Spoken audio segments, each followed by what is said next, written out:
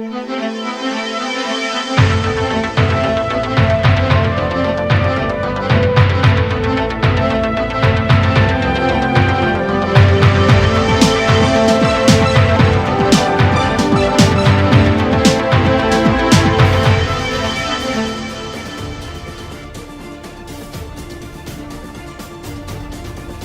the news, President Muhammadu Buhari receives UN Secretary General at State House.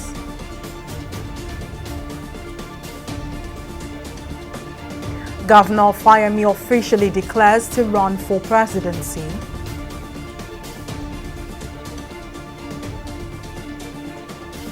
And ruling All Progressives Congress to hold congresses to pick delegates for governorship and presidential primaries on Saturday.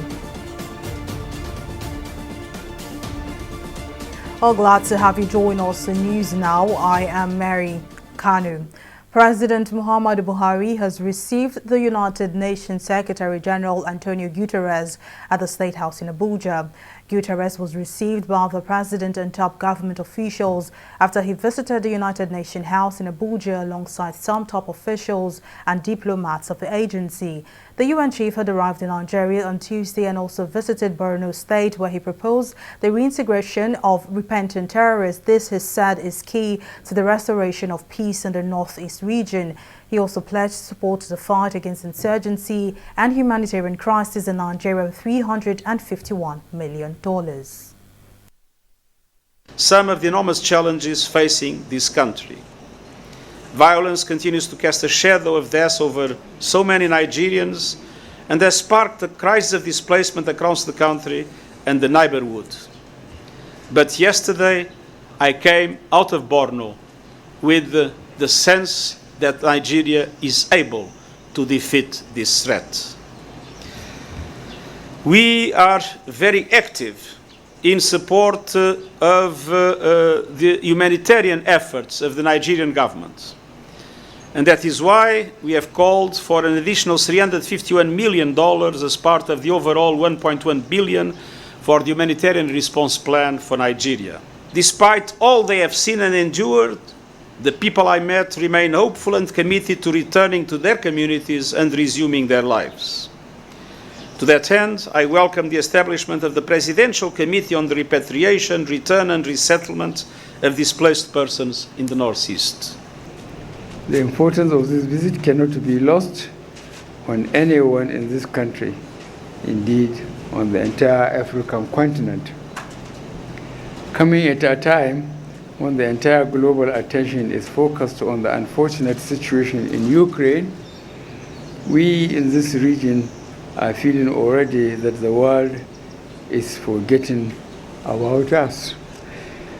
There can be no better assurance that the world is with us as we confront extremist terrorist organizations, hunger, and the enormous problems of dealing with millions of displaced people than this important visit. And the Ekiti State Governor Kayode Fayemi has promised to adopt a holistic approach in fighting insecurity in Nigeria.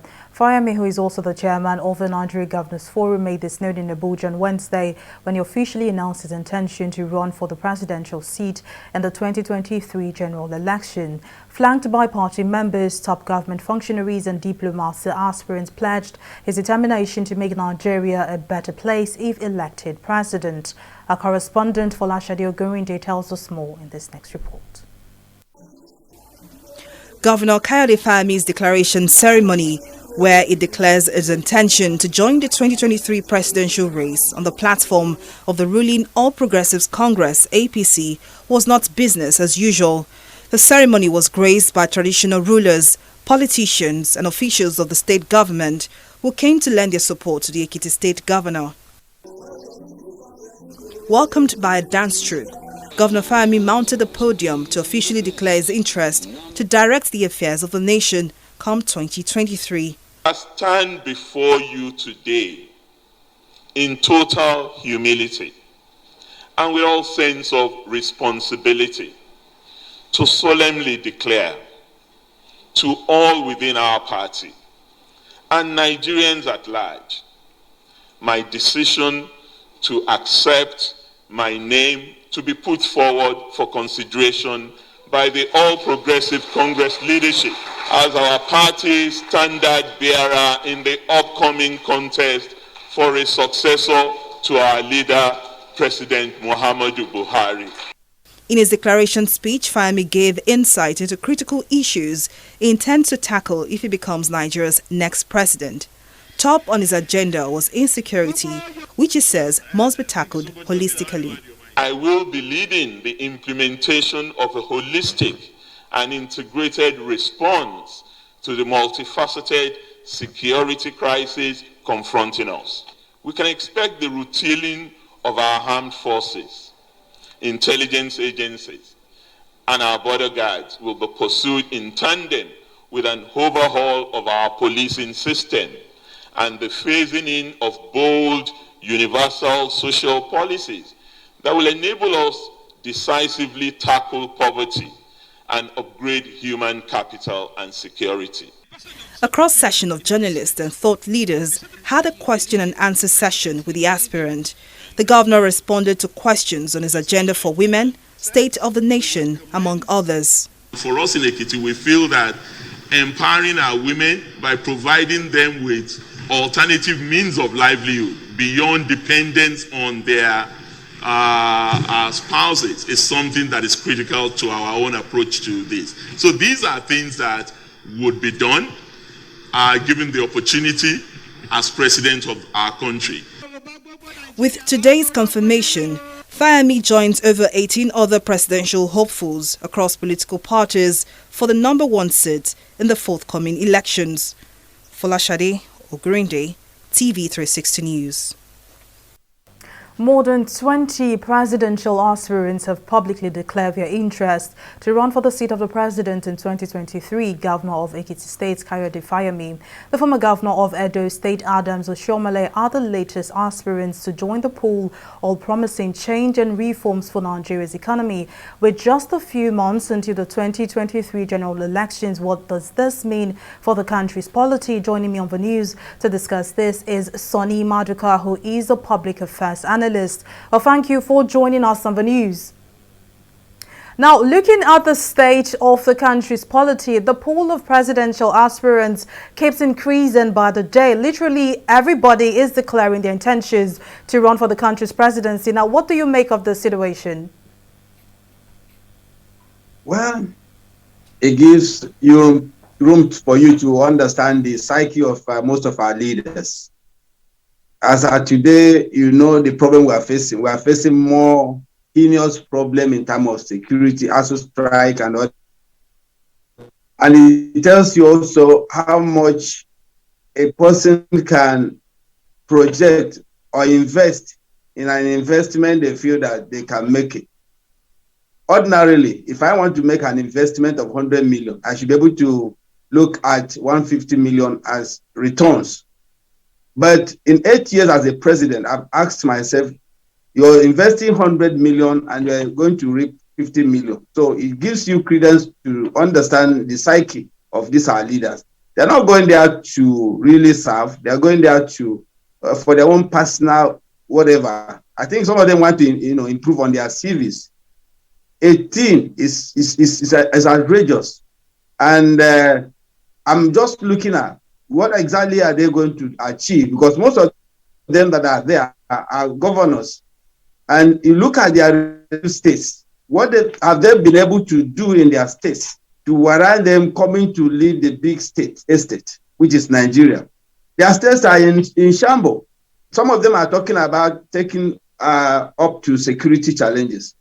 And I asked some of them, in your states, how much of these security challenges have you been able to improve on? We are still having problems. So I think I'm just looking at this situation as a situation where some of these candidates are just coming there for nothing's sake but just to improve on their names, nothing else. Well, now talking about selecting quality leaders to pilot the affairs of the nation, while some would say the presidential aspirants pool has been flooded, some people are of the opinion that the more the aspirants, the better the quality of candidates that Nigerians will have to choose from. How would you react to this? Mary, look at the people that line up for the presidency. They're still the same old recycle. Because of the policies of the parties, they've indirectly or directly weighed off the youth. The youth cannot afford 100 million or 50 million for presidency. So if you look at it, you see the same circle of the same set of people, the same mindset, the same old ideas, same policy that are coming in. So there's no change as far as I'm concerned. What we are seeing are people coming to replace the other person. It's like a button being changed. So there's nothing I'm going to see that's making me to feel that, oh, look, this set of people that are all clamoring to be the president, they have anything off their sleeves. Nothing. The brain is dead already. So I think as of today, like I always say, the world is changing. Most of the world are going through and looking towards the youth, because the youth, as of today, understand the modern day policy, especially globally. ICT, technology, financial, whatever, is the use. What are these old people going to do that they've not done? So I think the problem is that this set of people have decided to illegally pursue out the youth from being part of this leadership circle. And it's very, very glaring. Very, very glad. Who amongst the youth can afford 100 million? I'm afraid that's how much we can take on the news. Well, Sonny Maduka, public affairs analyst, thank you for joining us on the news and for your contributions. Moving on, the All Progressives Congress, APC, has announced that it will hold congresses to pick delegates who will vote at the state and national level between Saturday, May 7 and Monday, May 9, 2022. This was made known in a schedule of activities released by the party's National Organizing Secretary, Suleiman Arugungun, on Wednesday. According to the statement, the selected ad hoc delegates will be tasked with picking the party's governorship candidates in the states and presidential flag bearers.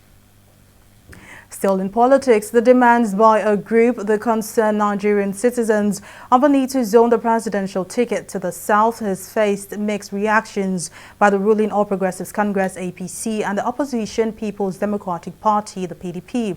While the APC accepted the letter with a promise to act on the group's demand, the group said the opposition party refused to listen to their demands. Speaking to journalists, the convener of the group, Femi Osabinu, explained that while the request was not aimed to blackmail the parties, the move was to ensure that the next democratic dispensation is rooted in equity, fairness and justice. On his part, the National Publicity Secretary, Felix Moka, while addressing the protesters, reiterated the party's position on the issue of zoning. He further urged the group to exercise patience pending the outcome of the party's decision. This letter becomes imperative in the wake of the national questions that have begun to emerge on the zoning of the presidential ticket of your party ahead of the forthcoming 2023 presidential election. In our country, and presentation of zoning committee report expected to be laid today. We are seriously concerned as patriotic Nigerians that just flew to the presidential primaries of your party. The party is here to intimidate Nigerians about its decision. In respect of where it is zoning the presidential ticket to, recall that the rotation of power in Nigeria goes beyond more aspiration of political parties, but also a tool towards ensuring national unity and stability. In this regard, candidates from the southern Nigeria must be allowed to occupy the position of president in this country come 2023. I want to assure you that we will study the letter very carefully and revert back to you. But just to say, as our national chairman has said on national television, that our party has yet to make any decision regarding the subject matter of your letter. And that is still the position, which I reiterate, even now, that we have yet to make a decision on that matter. So I will crave your patience, your understanding, that if and when, and as soon as that decision is made, you will be the first to know. A former presidential advisor and co-convener of a National Consultative Forum, Pat Utomi, has said that some of the challenges Nigeria is currently facing is as a result of faults in the constitution. While speaking during a press conference held in Lagos, Utomi said even as the 2023 elections draws close, Nigeria is still at crossroads. He disclosed that the NCF, in conjunction with the Nigerian Political Summit Group, had set up a committee to draft a new constitution to place in the public arena for debate in a bid to provide hope to citizens. Utomi also pointed out that there is the need for devolution of powers and greater accountability in public offices.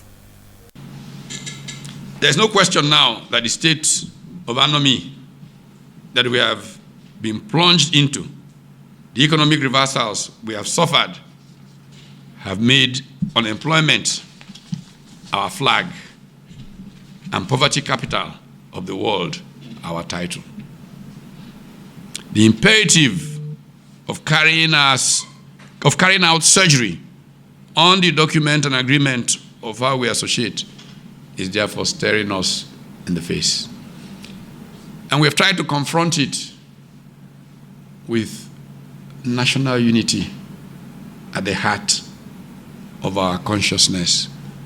We've tried to confront it in a manner that will bring all together: government, opposition, elders in youth, women, children, and all stakeholders in the Nigeria project. These are being provided a platform in the course of this dialogue. Well, we'll take a break here, but still to come, Nigerians to pay more as Telecoms Union proposes hike in price of data, SMS and calls. We'll bring you details of the story and more right after this break.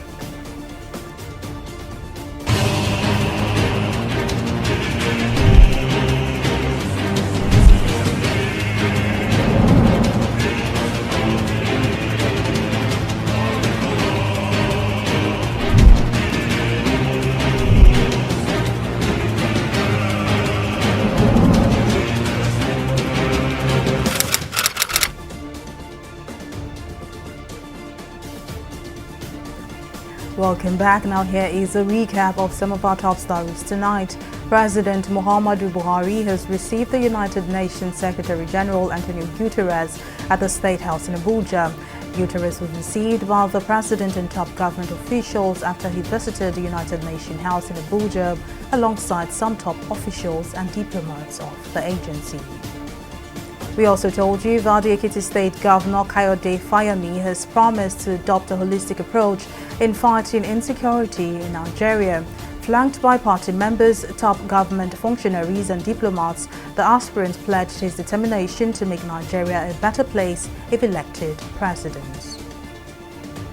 Well, in case you missed any of the news bulletin or for more updates, to log on to our website on www.tv360nigeria.com. You can also follow us on our social media platforms on Twitter, Instagram, YouTube and Google Plus at TV360 Nigeria. On Facebook, it's at TV360 Online.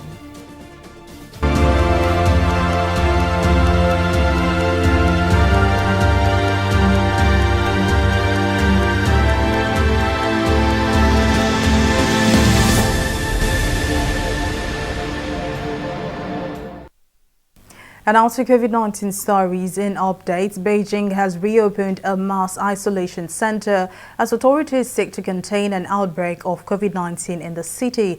The hospital, which holds at least 1,200 beds and testing facilities, was first opened during the 2003 SARS epidemic and used again in early 2020 to treat COVID patients. Its reopening signals a ramp-up in efforts by China's capital to manage the rising number of cases without going into a city-wide lockdown. On Wednesday, China reported 5,489 cases, including 353 symptomatic cases. And Abidemi Rufai, the suspended aide of Ogun State Governor Dapo Abiodun, has pleaded guilty in a U.S. District Court in Takawa to wire fraud and aggravated identity theft. The U.S. Department of Justice in a statement said Rufai admitted using stolen identities to receive thousands of dollars in pandemic-related unemployment benefits. Rufai was also said to have submitted fraudulent pandemic unemployment claims in at least 17 other states and was arrested at New York's JFK Airport on his way to Nigeria in May 2021. We'll take a break and return with business updates. Stay with us.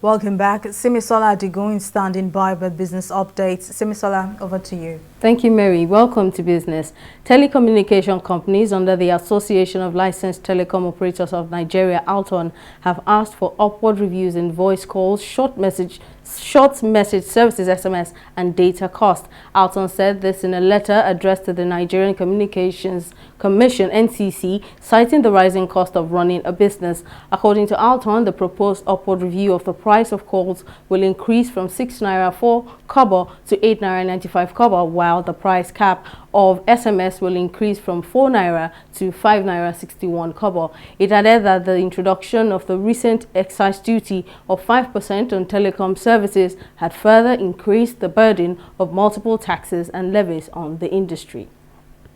The Nigerian Communications Commission, NCC, says telecommunications operators are expected to begin the rollout of 5th generation technology services in August 2022. In a statement signed by the NCC spokesperson Ikechukwu Adinde, winners of the 5G spectrum auction, MTN and Mafab Communications, are now expected to accelerate the deployment of the network in Nigeria in line with the terms and conditions of the license. The NCC added that the technology is expected to bring substantial network improvement, including higher connection speed, mobility and capacity, as well as low latency capabilities.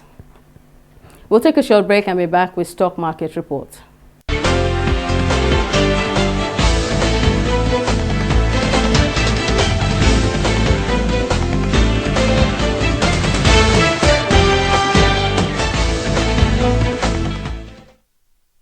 Investors on the Nigerian Stock Exchange showed up strong during Wednesday's trading after the two-day break. Trading ended in the bulls' territory as the markets appreciated by 0.98%. The benchmark all-share index closed at 50,126 basis points, while market capitalization is fixed at 27 trillion naira. 116 equities participated in trading, ending with 31 gainers and 27 losers. Top gainers on the list are Wema Bank and Okomu Oil. Both equities had a combined gain of 165 naira 55 kobo. On the losers counter, the least earning equities, Owando and Trans-Nationwide Express, lost a combined 6 naira 4 kobo. Today's trading session saw a total of 669 million volume of shares valued at 5.988 billion naira, exchange hands in 7,251 deals. For our select global stocks, UK's FTSE drifted down to 0.90%, maintaining Tuesday's loss amid major concerns of a living crisis. Japan's Nikkei still remains on a decline of 0.11%. However, the focus of global stock is on the Federal Reserve ahead of the biggest hike in U.S. interest rates in over 2 decades. But the Dow Jones had a field day of trading, closing in the bulls at 0.19%. That's all on Stock Market Report. Back to you, Mary. Well, many thanks for that update, Simisala. And now on the global scene, the European Union is proposing to ban all imports from Russia by the end of the year and remove the country's biggest bank, Sberbank, from the SWIFT International Payments Network. European Commission President Ursula von der Leyen said the measures would form part of a sixth round of sanctions against Russia over its invasion of Ukraine. She added that crude oil supply would be phased out within 6 months and imports of refined oil products by the end of 2022. Oil prices have risen by about 40% since the start of the year, on fears that Russia's invasion of Ukraine will deliver a supply shock, fueling inflation and piling pressure on European economies. All up next is Entertainment Reporter News Now.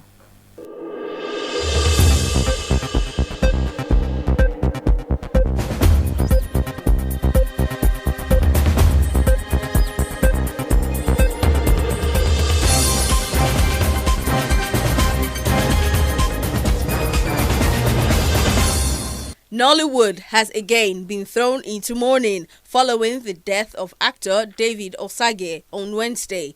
The actor, best known for his king roles in movies, died hours after being on a movie set. The late actor's colleague Ngozi Eze, who confirmed the incident, said Osage wasn't sick but slept and did not wake up. The deceased was also a scriptwriter, producer and professional talent developer. He is survived by a wife and children. May his soul rest in peace. Global streaming platform Netflix has licensed Tunde Kelani's 2021 film Anyila. The film, based on iconic Akpala singer Anyila Omowura, recorded an impressive theatrical release, grossing over 70 million naira in box office. Set in 1980, when the Anyila music star died, the Jade Oshibere-produced film follows the event leading to his death. The movie features Lateef Adedimeji in lead role alongside Omowumi Dada, Bimbo Manuel, Kunle Afolayan, Bimbo Ademoye, amongst many others. Anyila joins Netflix's growing library of Nigerian titles and reportedly the first licensed title from the streamer this year. And that's all we have on the entertainment segment of News Now.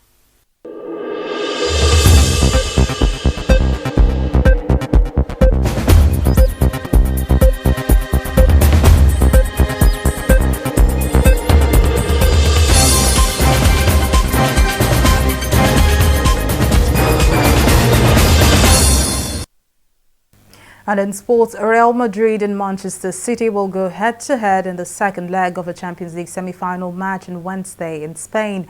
In the first leg match held in England, Pep Guardiola's side won 4-3 with goals from Kevin De Bruyne, Gabriel Jesus, Phil Foden and Bernardo Silva. The game is set to take place at the Santiago Bernabeu Stadium in Madrid at 8 p.m. Winner of the match will face Liverpool in the final on May 28 at the Saint Denis Stade de France in Paris. Well, that's the size of a news bulletin. Many thanks for watching. I am Mary Kanu.